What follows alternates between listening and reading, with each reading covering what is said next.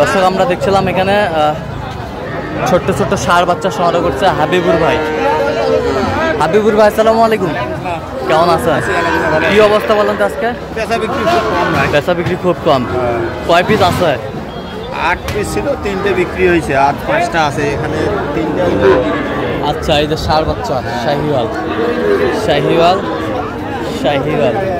আচ্ছা, এগুলো কত করে চাচ্ছেন? 3টা চাওয়া 42,000 করে, বিক্রি 3টে নিলে 40 করে, 40 করে হলে দেওয়া যাবে। 40। আরে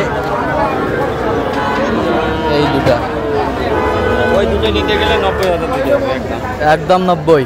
কোনো কম নাই, কোনো কম নাই, একদম 90।